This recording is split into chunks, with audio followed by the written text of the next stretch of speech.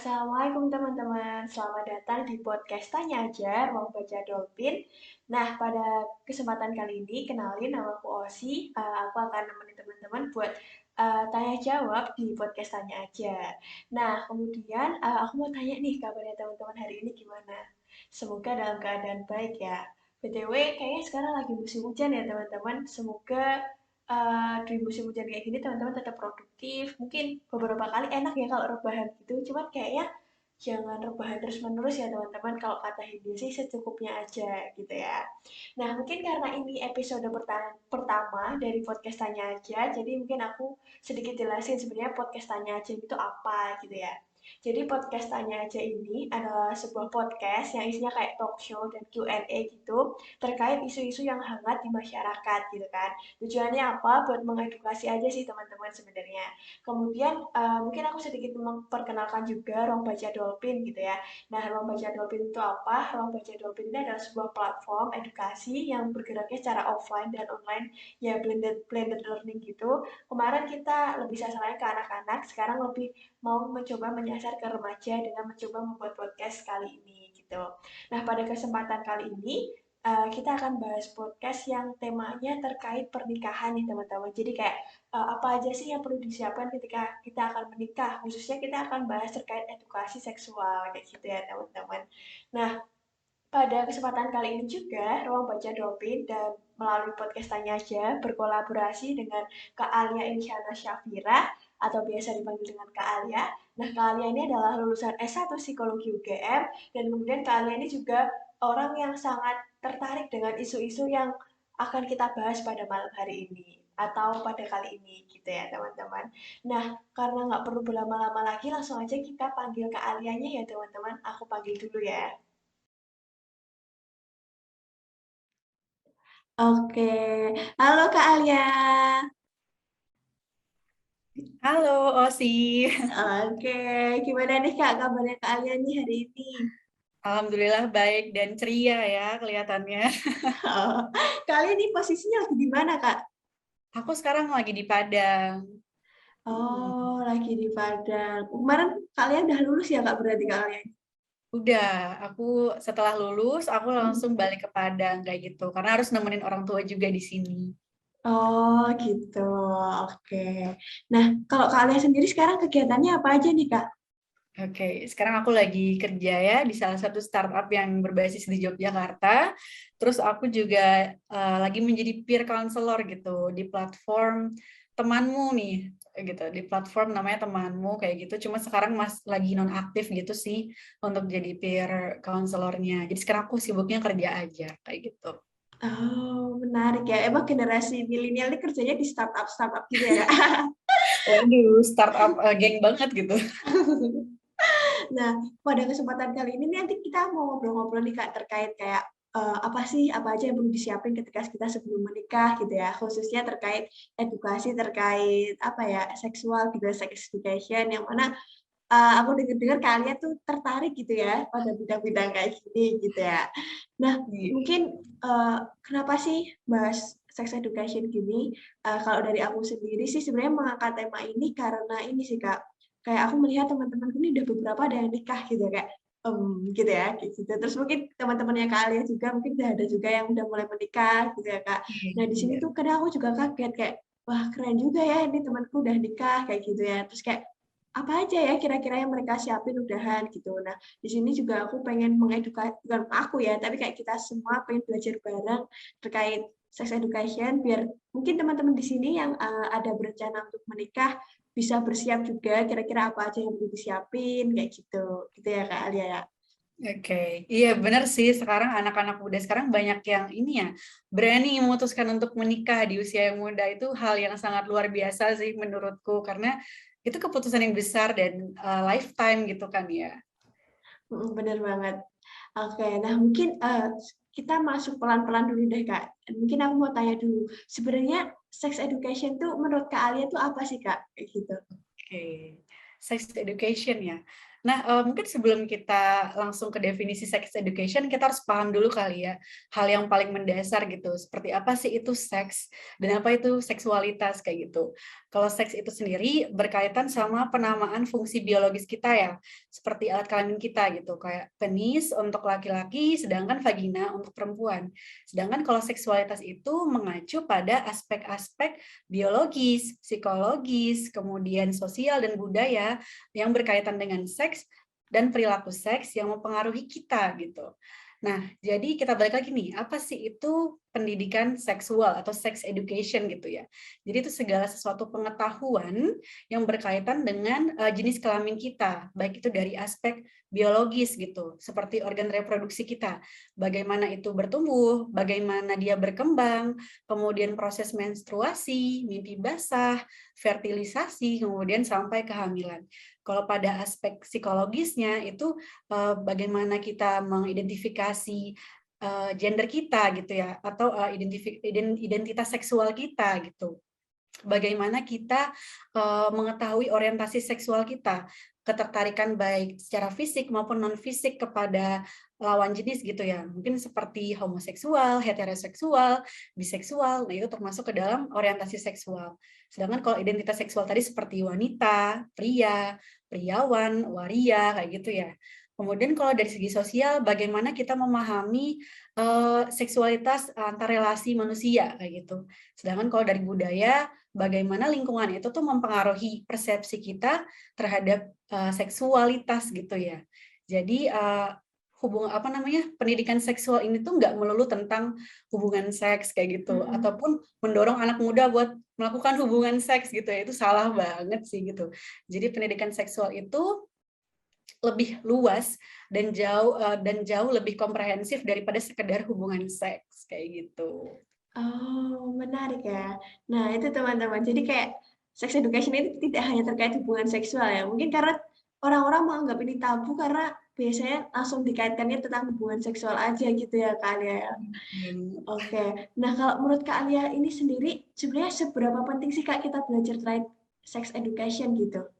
Oke, penting banget ya teman-teman, karena dari aku kecil aja tuh, aku sendiri tidak teredukasi secara, bagus gitu ya tentang seksualitas dan juga teman-temanku juga enggak. Sehingga dari kecil tuh aku sudah melihat teman-temanku mungkin menonton film porno saat Hmm. SD gitu ya, kemudian, melakukan pelecehan terhadap teman sekelas, dan itu dianggap hal yang biasa-biasa aja gitu. Jadi menurutku sangat penting karena makin ke sini anak-anak pun bisa mengakses segala informasi dari internet dengan mudah kayak gitu ya. Nah, seperti yang kita tahu ya, sebagian orang tua kita ini kan juga dulunya mungkin tidak mendapatkan pendidikan seksual gitu ya dari orang tuanya, sehingga menganggap seksual dan seksualitas ini adalah hal yang tabu untuk dibicarakan, hal yang vulgar untuk dibicarakan, sehingga memutuskan untuk tidak mendiskusikannya dengan anak-anak kayak gitu. Atau kadang ketika anak-anak bertanya nih soal seks gitu ya, orang tua malah menjawabnya ngawur gitu, nggak rasional gitu. Mungkin ya wajar karena mereka nggak mendapatkan pendidikan seksual dulunya gitu. Sedangkan, masa anak-anak, masa remaja itu masa-masa yang dipenuhi dengan rasa keingintahuan yang tinggi gitu ya. Ditambah dengan adanya, internet yang sudah memudahkan kita untuk mengakses semuanya. Nah, dengan tidak adanya diskusi mengenai seksualitas ini yang benar, anak-anak ini mencari referensi dari sumber yang salah gitu, melalui internet seperti pornografi gitu ya, komik-komik yang mengandung pornografi, adegan-adegan yang vulgar atau mengandung pelecehan seksual kayak gitu, dan situs-situs yang tidak mendukung lainnya kayak gitu. Jadi memang penting banget gitu, karena anak-anak yang tidak teredukasi seksual secara dini itu rentan atau berisiko untuk, melakukan perilaku seksual secara berisiko, kayak seks Hmm. bebas, seks di bawah umur, seks sebelum menikah, kayak gitu ya. Nah, jadi penting banget nih, sex education ini untuk membentuk suatu sikap emosional anak dan remaja yang sehat, sehingga mereka bisa lebih bijak nih dalam memutuskan atau membuat keputusan terkait dengan kehidupan seksualnya. kayak gitu. Oh, oke oke. Sama mungkin ini ya Kak, kalau di budaya di Indonesia sendiri kayak sex education kan mungkin masih tabu gitu kan. Malah kadang-kadang ketika anak bertanya gitu, orang tuanya malah justru menutupi gitu ya. Kayak Bener banget. menghalang-halangi untuk anak mendapatkan informasi. Padahal kalau sepengetahuanku kalau anak kayak sama kayak dikatakan jangan gitu. Kayak semakin ditutupi itu semakin dia penasaran gitu ya kayak. Bener banget. Jadi Bener kayak banget. edukasi seks ini emang penting ya Kak, Kak Alia. Iya, penting Oke. banget. Nah kalau menurut Kak Alia sendiri Kak, eh, siapa aja sih Kak yang perlu untuk belajar terkait sex education ini? Oke.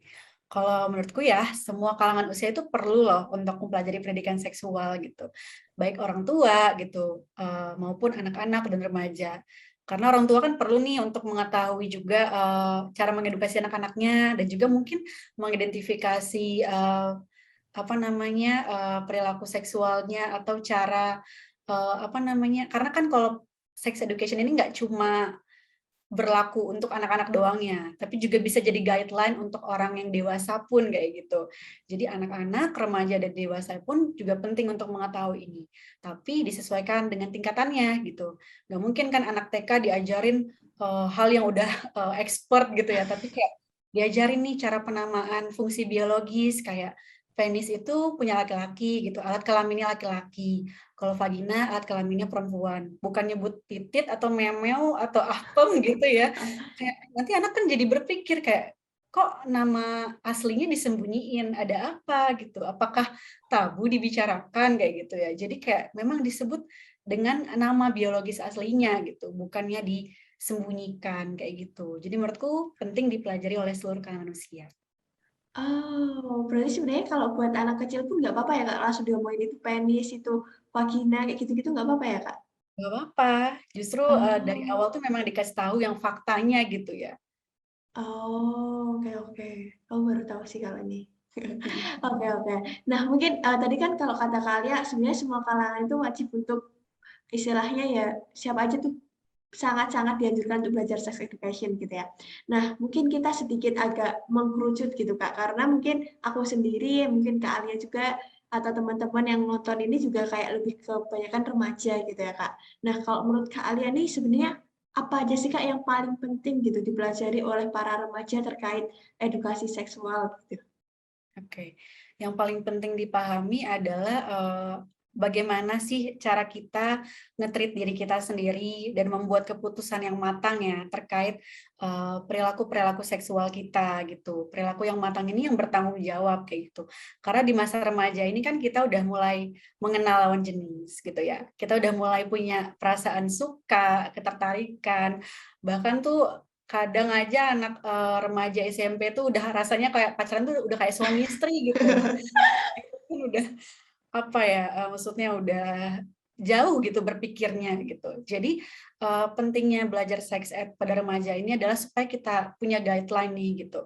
Kita punya informasi-informasi yang memang valid dan memadai yang bisa membantu kita gitu berjalan ketika proses perkembangan kita, diri kita ini sedang berlangsung kayak gitu. Sehingga ketika misalkan ada seseorang yang tiba-tiba ngegrepe kita gitu, itu kita bisa tahu gimana cara untuk ngatasinnya.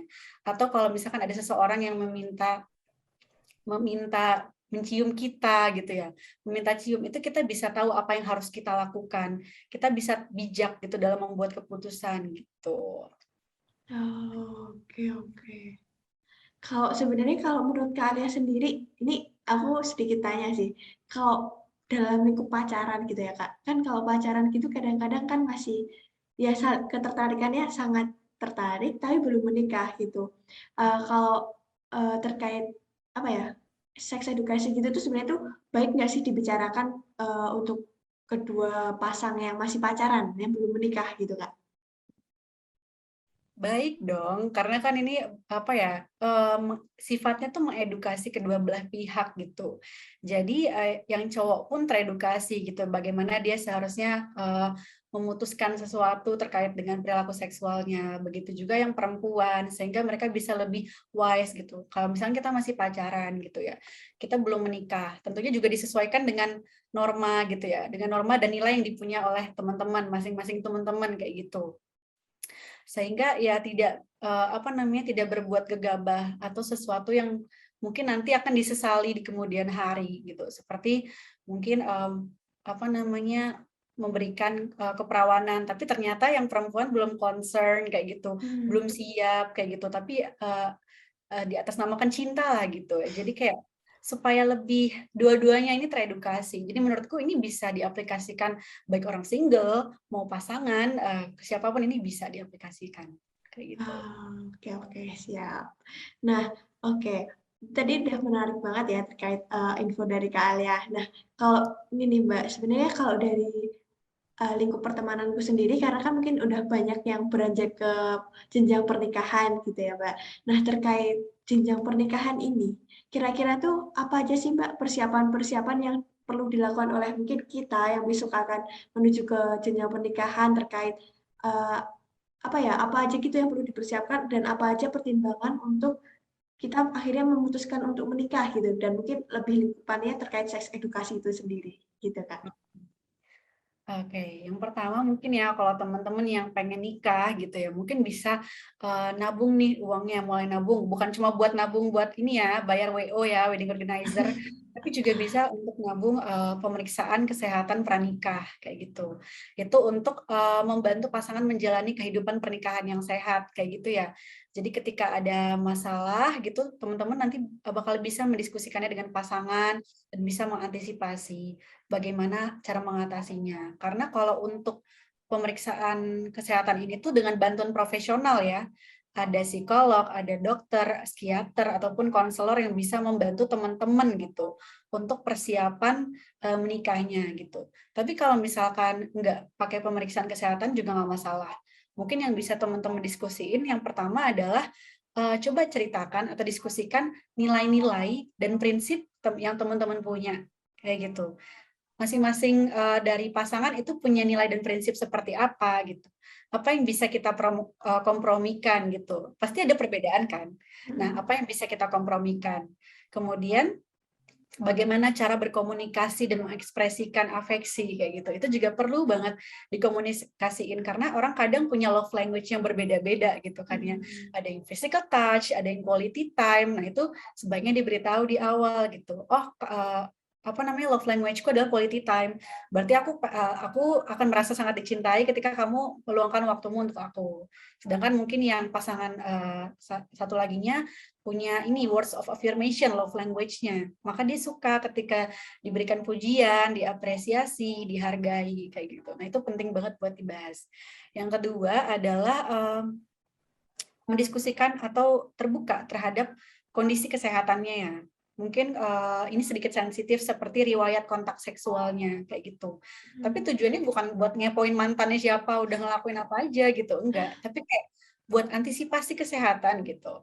Jadi misalkan ada masalah kesehatan ke depannya, itu kita bisa ngantisipasi dari awal gitu ya, kita udah tahu. Kemudian menerima kondisi pasangan masing-masing gitu ya, terlepas dari apa yang mereka lakukan dulu gitu. Nah, itu kita harus bisa menerima kondisi pasangan gitu kalau memang mau menikah gitu ya. Kemudian membuat daftar terkait keinginan dan kebutuhan masing-masing yang menurutnya penting gitu, seperti rencana keturunan, rencana keturunan, kemudian karir, seks, finansial, pembagian tugas di rumah tangga, kayak gitu ya. Sampai batasan-batasan rencana masa depan itu juga perlu dibahas. Kemudian yang terakhir adalah menikahlah ketika sudah siap secara fisik, mental, dan juga finansial gitu. Jangan menikah karena ikut-ikutan tren gitu, atau jangan menikah untuk keluar dari masalah gitu. Itu jangan banget. Jadi mungkin persiapannya seperti itu. Oke oke. Aku terkait love language-nya sih, Kak. Eh, aku sebenarnya tuh ya mungkin udah sedikit belajar terkait love language, tapi kadang tuh buat implementasinya agak sulit ya. Sebenarnya gimana sih Kak caranya tahu love language kita tuh apa gitu? Oke, kalau aku sendiri ya, ini aku juga mungkin bukan expert di bidang love language gitu. Cuman ada tes gitu ya, itu Five Love Language kalau nggak salah ada tesnya di internet. Nah di situ akan ada kayak semacam survei atau kita harus mengisi survei gitu. Nanti berisi kayak apa namanya kita membuat pilihan. Jadi di situ ada daftar pilihan dan kita memilih gitu. Nah dari situ nanti kita akan menemukan gitu mana sih love language kita yang paling dominan kayak gitu ya. Bukan berarti ketika love language kita adalah physical attraction ya berarti kita cuma itu doang gitu. Merasa dicintai ketika itu doang enggak. Tapi ada yang dominan gitu ya. Jadi kayak dominan. Jadi misalkan dia love language yang dominan adalah quality time, bukan berarti dia nggak suka physical attraction. Tapi mungkin itu ada di level yang di bawah gitu gitu. Jadi untuk mengetahuinya sih biasanya sih aku lewat tes gitu ya secara online. Oh, oke oke. Oke deh. Nah, ini Kak, terkait tadi kan kita masuk ke pernikahan ya. Nah, aku sendiri sebenarnya nggak ngerti, nggak terlalu ngerti, makanya mau tanya sih. Nah, kalau terkait pernikahan kan sewajarnya pasti ada hubungan seksual ya antara suami dan istri. Nah, sebenarnya seberapa berpengaruhnya sih hubungan seksual ini terhadap keharmonisan keluarga gitu? Oke. Jadi hubungan seks ini cukup berpengaruh gitu ya dalam keharmonisan pernikahan gitu. Karena dia dapat meningkatkan intimasi secara emosional gitu, dapat meningkatkan kelekatan dengan pasangan sebagai sarana rekreasi dan juga relaksasi gitu ya.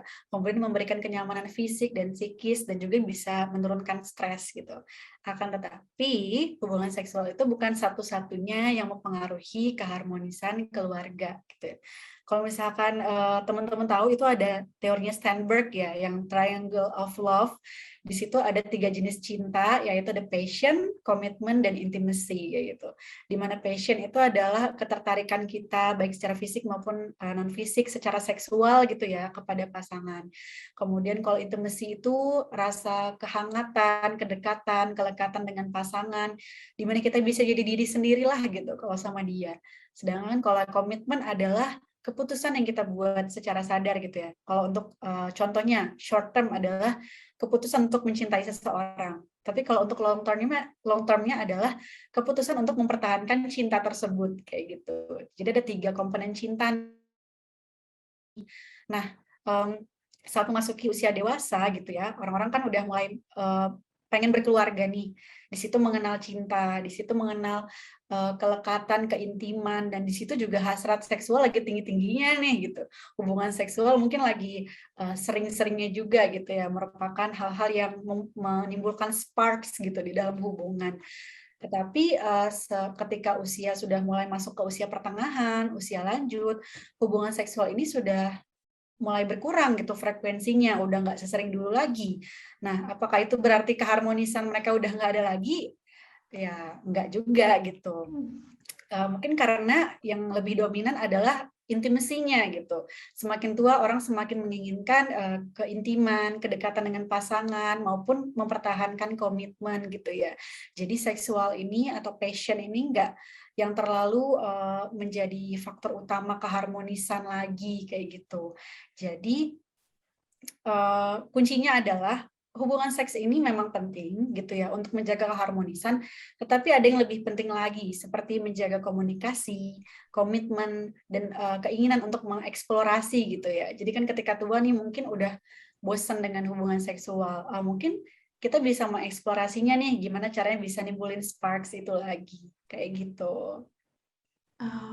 Oke, berarti emang bisa dibilang salah satu komponen untuk membuat keharmonisan di keluarga, tapi bukan suatu ya hal yang benar-benar itu aja gitu yang membuat keharmonisan di keluarga gitu ya, Kak? Iya, bener banget. Oh, oke oke. Nah, ini sih Kak, terkait, tadi hubungan seksual juga sebenarnya hubungan seksual itu perlu nggak sih Kak kayak dibicarakan gitu? Untuk mungkin kalau sama suami istri mungkin perlu gitu ya, jelas-jelas perlu. Tapi kalau untuk calon gitu, masih calon suami istri, apakah hubungan seksual ini udah boleh mulai dibahas atau emang perlu atau belum dulu gitu Kak? Kalau menurutku sih perlu ya, ya udah sih namanya persiapan ya udah tahu cari tahu aja gitu semuanya gitu ya. Mungkin apa yang perlu dibahas dengan calon pasangan ya. Yang pertama mungkin riwayat kontak seksual tadi gitu. Sekali lagi bukan buat memusuhi mantan atau menggali tentang mantan, tetapi untuk kesehatan gitu ya, untuk kesehatan pasangan gitu, maupun kesehatan diri kita sendiri gitu. Kita harus well aware dengan itu. Kemudian masalah penggunaan kontrasepsi kayak gitu. Misalkan setelah menikah, aku pengen nunda dulu nih punya anak gitu, aku pengen fokus berkarir dulu kayak gitu. Oh ya udah, berarti itu harus dibicarain kan. Maksudnya apakah Hmm. kita akan menggunakan kontrasepsi dulu, menunda kehamilan dulu seperti itu. Kemudian apa yang diharapkan atau diinginkan dari hubungan seks saat sudah menikah nanti gitu. Seperti rencana punya anak, apakah setelah nanti menikah kita langsung punya anak kayak gitu. Yang kedua, frekuensi berhubungan gitu. Nah, mungkin dalam seminggu berapa kali gitu. Itu juga bisa dibicarain. Kemudian kondisi dan situasi yang sekiranya membuat tidak nyaman untuk berhubungan, seperti aku kalau misalkan pulang kerja kan capek gitu. Mungkin aku nggak pengen dulu untuk melakukan hubungan seksual. Mungkin nanti ketika keadaannya pas aku udah fresh lagi gitu, biar kita sama-sama senang. Itu juga perlu dibicarain kayak gitu. Kemudian apa yang membuat pasangan bergairah gitu. Misalkan fantasi-fantasinya gitu. Kemudian dan sebagainya gitu ya.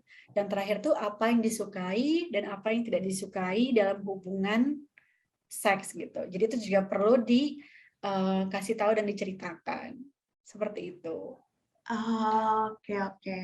Berarti sebenarnya emang nggak apa-apa ya, Mbak, hal-hal terkait kayak gitu diomongin sebelum menikah gitu ya, Mbak? Apa-apa banget. Oh, oke oke oke. Nah, sebenarnya, kalau dalam pernikahan sendiri itu apa aja sih, Mbak, hal-hal yang diwajarkan dan tidak diwajarkan terkait perilaku seksual gitu? Oke, yang diwajarkan tentunya perilaku seksual yang dilakukan atas concern kedua belah pihak ya, atau Mhm. konsen kedua belah pihak, persetujuan yang secara sadar gitu. Bukan persetujuan juga, tapi persetujuan secara sadar gitu. Karena kadang ada orang yang terlihat setuju, tapi dalam hatinya dia nggak setuju gitu. Jadi Oh. emang yang benar-benar disetujui secara sadar gitu, secara sadar lah gitu. Nah, di sini pasangan harus saling memahami gitu situasi dan kondisi masing-masing saat itu kayak gitu. Misalkan lagi capek, itu harus dingertiin kayak gitu. Kemudian tahu preferensi yang disukai masing-masing dalam hubungan seksualnya kayak gitu. Nah, yang mau kutekankan kalau yang diwajarkan adalah tetap konsen ya. Karena walaupun sudah menikah gitu ya, baik laki-laki maupun perempuan itu punya otoritas penuh terhadap tubuhnya. Jadi dia berhak nih untuk menolak maupun menyetujui hubungan seksual kayak gitu. Kan kemarin sempat ya ada isu istri nggak mau melayani suami gitu, terus Mhm. dosa segala macam kayak gitu. Nah, aku ingat banget nih kata profesorku nih ya gitu. Kata pun adalah kalau istrinya sayang suami, seharusnya istrinya bisa ngerti dong gitu. Bukannya malah istrinya yang berdosa atau salah gitu. Kalau misalkan istri memang tidak sedang mau karena sedang capek, ya seharusnya suami bisa mengerti kayak gitu.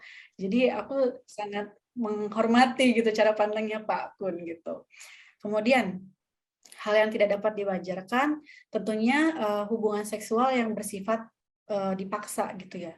Ada Mhm. namanya marital rape gitu, di mana ketika salah satu pihak itu tidak setuju atau dipaksa untuk melakukan hubungan seksual sehingga mereka merasa sakit kayak gitu ya, merasa tersakiti atau terlukai atau terancam karenanya. Dan ini tuh tertuang gitu dalam UU nomor 23 tahun 2004 tentang KDRT, pokoknya kekerasan dalam rumah tangga. Nah, bentuk-bentuk apa sih, bentuk-bentuk marital rape seperti apa yang tidak diwajarkan gitu ya, yaitu perilaku seks dengan manipulasi gitu. Ketika pasangan itu mengajak berhubungan seks gitu, tapi misalkan pasangannya nggak mau gitu, kemudian dibilang kamu nggak setia nih, kamu nggak baik, kamu nggak sayang lagi sama aku kayak gitu. Terus aku pengen ninggalin kamu misalnya kamu nggak mau ngelayanin aku kayak gitu. Jadi itu red flag ya, tidak boleh gitu. Kemudian perilaku seks saat pasangan lagi tidur kayak gitu. Seperti ya lagi tidur biasa atau dicekoki alkohol, obat perangsang ataupun hal-hal lainnya itu nggak boleh ya, karena kan itu tidak sadar gitu. Pasangan nggak sadar, dia tidak memberikan konsennya kayak gitu. Kemudian perilaku perilaku seks yang dipaksakan sepihak itu juga tidak boleh. Dan perilaku seks yang sadis dan masokis gitu ya. Yang gimana ya? Mereka mendapatkan kepuasan dengan menimbulkan rasa sakit pada seseorang gitu. Atau orang tersebut suka ketika merasakan sakit gitu. Itu udah masuk ke gangguan seksual dan butuh bantuan profesional. Sehingga itu tidak boleh dilakukan juga ya, tidak diwajarkan dalam pernikahan kayak gitu. Jadi memang ada hal yang diwajarkan dan tidak diwajarkan dalam perilaku seks ketika sudah menikah. Dan hal-hal yang diwajarkan dan tidak diwajarkan ini sangat perlu diantisipasi ya, karena efek jangka panjangnya itu sangat berat seperti trauma, bisa juga self blaming, kemudian banyak efek psikis juga yang sangat-sangat merugikan pasangan gitu ya. Jadi memang konsen itu sangat perlu walaupun sudah menikah kayak gitu. Oke. Berarti walaupun dia mau udah nikah, mau belum, tetap suatu hal yang mau dilakukan tuh harus tetap dengan izin ya Kak ya. Walaupun kalau udah nikah tuh istilahnya udah statusnya udah suami istri, kayak lebih apa ya, lebih orang bilang udah terikat, jadi kayak ya udah lakuin aja gitu ya. Tapi ternyata walaupun kita udah menikah, apapun yang dilakukan tuh tetap harus ya istilahnya dengan persetujuan kedua belah pihak gitu ya Kak ya. Iya dong, diskusi dulu. Dan inilah pentingnya kenapa kita harus ngebahas ini sebelum menikah gitu kan. Ya, jadi kita bisa ngasih tahu gitu. Kalau misalkan saat kondisiku seperti ini aku tidak mau berhubungan ya. Jadi kan dari awal sudah tahu nih Oh. apa yang diprefer oleh suami, apa yang diprefer oleh istri gitu ya. Di situ bisa dibahas dan didiskusikan. Makanya penting apa namanya persiapan-persiapan seperti ini sebelum menikah kayak gitu. Ah. Ini sedikit pertanyaan tambahan nih Kak. Nah ini sih Kak, apa namanya kalau teman-temanku mungkin ya yang mungkin nggak di Jogja atau di mana gitu ya, kan mereka tuh menikah karena apa ya, kayak lulus SMA udah diminta menikah sama orang tuanya gitu kan mungkin, yang mana mereka tuh sebenarnya ya mungkin nggak mengobrolkan hal-hal terkait kayak gini gitu, jadi baru mau tahu hal-hal terkait seperti ini mungkin setelah menikah gitu. Nah buat teman-teman yang kayak dari awal kayak dari lulus SMA kan masih kayak bingung gitu ya, maksudnya dalam hal tiba-tiba langsung menikah. Nah, gimana caranya mengobrolkan hal tersebut gitu loh Kak? Kayak maksudnya kan kayak masih tabu gitu ya. Gimana ya dari Kak Alia ada tips and trick nggak biar kayak mengobrolkan hal-hal seperti ini dengan pasangan tuh biar menjadi suatu hal yang bukan tabu lagi gitu loh. Karena emang hal ini perlu diobrolkan kayak gitu. Kalau menurutku ya itu pasti sangat tergantung dengan lingkungannya ya gitu, lingkungannya Heeh. seperti apa gitu. Karena lingkungan tuh sangat berpengaruh terhadap keterbukaan kita terhadap suatu topik gitu ya. Jadi memang harus didukung oleh pendidikan juga gitu ya. Pendidikan seksual sedari dini. Jadi memang selain dari lingkungan juga ada, maksudnya selain sekolah itu juga menjadi agen gitu untuk mengedukasi soal seksual kepada teman-teman gitu. Sehingga ketika mereka SD, SMP, SMA itu mereka tahu gitu mengenai seksualitas dan segala macamnya. Kemudian apakah mereka memang setelah lulus pengen langsung menikah atau enggak, itu juga bisa didapatkan dari edukasi seksual itu gitu ya. Dan juga pengaruh dari lingkungan tadi ya, misalkan di Hmm. lingkungannya teman-temannya banyak yang merit setelah lulus ya, kemungkinan dia juga begitu gitu. Jadi memang edukasi itu penting. Selain itu mungkin juga dari adanya platform yang mengedukasi gitu ya soal sexual education, itu juga sangat membantu untuk membukakan mata teenager gitu, remaja gitu ya soal sex education, pentingnya untuk mempelajari ini, bahwa pernikahan itu nggak cuma enak-enaknya doang, nggak cuma manis-manisnya doang, tapi juga banyak sekali dinamika yang terjadi gitu saat menikah. Jadi menurutku mungkin untuk yang dapat membantu adalah edukasi dari sekolah, kemudian juga dari internet ya, karena informasi udah bisa diakses dan mostly orang-orang sudah punya gadget gitu ya, gadget ini sudah sampai ke lingkungan yang mungkin apa ya, bukan perkotaan juga gitu. Nah mungkin yang bisa membantu adalah dengan adanya platform yang mengedukasi seperti Ruang Baca Dolphin ini juga bisa ya gitu. Kayak teman-teman mungkin menonton video ini atau video-video lain terkait sex ed itu juga bisa membantu mereka untuk membuat keputusan yang lebih baik kayak gitu.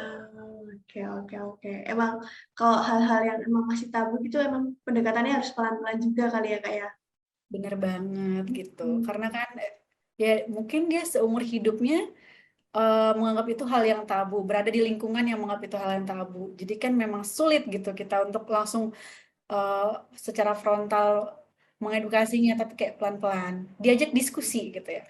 Ada juga hasil penelitian mengatakan kalau anak-anak ini atau remaja itu lebih menyukai metode diskusi ya dalam membahas seksual-seksual kayak gini, instead of ceramah gitu, ceramah yang Oh. bersifat satu arah doang gitu, tapi kayak diskusi gitu, kayak konsultasi lah gitu. Oh, oke oke oke. Ya mungkin next project bisa sih kayak bikin kayak diskusi gitu buat Aduh, teman-teman gitu ya. menarik, menarik banget. Oke, nah mungkin kalau dari ternyata setelah nggak kerasa kayak pertanyaan dari aku dan teman-teman lain udah cukup sih Kak, udah nggak ada lagi pertanyaan yang ingin diajukan. Mungkin dari Kak Alia mungkin ada closing statement atau mungkin hal-hal pesan-kesan yang disampaikan ke teman-teman. Oke. Oke, halo teman-teman semua yang menonton talk show ini dan acara ini. Ketahuilah kalau sex education itu bukanlah sesuatu hal yang tabu ataupun vulgar untuk dibicarakan. Kamu berhak mengetahui apa yang terjadi pada tubuhmu, apa yang sedang berlangsung dan berkembang di dalam tubuhmu, apa yang sedang kamu alami. Kamu berhak untuk mendapatkan informasi-informasi mengenai itu, dan kamu adalah manusia gitu ya. Manusia yang aku percaya akan membuat keputusan-keputusan yang bijak gitu dalam hidupnya, ya tentunya dengan harus mempelajari sex ed ini gitu ya. Jadi jangan malu untuk bertanya gitu. Keluarlah dari zona ketakutanmu untuk membicarakan ini dan bertanyalah kepada orang-orang yang memang paham dan mengerti soal ini kayak gitu. Oke, Suka? mantap banget. Pesan saya sangat mantap sekali. Oke, karena kita udah ada di penghujung acara ya Kak Alia ya. Mungkin aku mau ngucapin terima kasih banyak nih ke Kak Alia udah menyempatkan waktu dan udah memberikan kesempatan berkolaborasi bersama Ruang Baca Dolphin. Harapannya mungkin ke depannya kalau misal ada kerjasama lagi, kalian juga mau bersedia kayak gitu. Terus mungkin kita bisa saling memberikan kebermanfaatan juga buat satu sama lain dan teman-teman yang lain juga kayak gitu. Dan mungkin aku juga perwakilan dari Ruang Baca Dolphin juga mau memohon maaf nih Kak, misalnya nanti ada salah-salah kata, salah-salah perbuatan, atau mungkin komunikasinya kurang bagus, kayak gitu, maaf banget ya Kak Anya ya. Oke, makasih juga Osi ya dari Ruang Baca Dolphin yang udah ngasih kesempatan ini sama aku buat kita sharing-sharing. Semoga kedepannya semakin banyak orang yang teredukasi soal sex education dan lancar-lancar terus kegiatan dari Ruang Baca Dolphin. Amin. Oke, siap. Oke deh, itu tadi teman-teman, mungkin podcast di pertama Ruang Baca Dolphin terkait tanya aja. Nah, untuk Sobat Dolphin, aku ngucapin terima kasih banget yang udah nonton. Terus juga semisal teman-teman yang udah nonton ini lagi, apa ya, istilahnya bertanya-tanya tentang suatu topik apa, mungkin ada pertanyaan-pertanyaan, atau mungkin ingin mengundang narasumber siapa, gitu teman-teman bisa chat aja di kolom komentar gitu. Siapa tahu nanti Ruang Baca Dolphin bisa mengangkat tema yang teman-teman ajukan atau mungkin narasumber yang diajukan oleh teman-teman gitu. Nanti bisa diajak ngobrol bareng di podcast Tanya Aja di Ruang Baca Dolphin. Nah, mungkin itu aja dari aku dan Kak Alia juga. Aku ucapin terima kasih kepada Sobat Dolphin. Sampai jumpa di next episode. Dadah, terima kasih.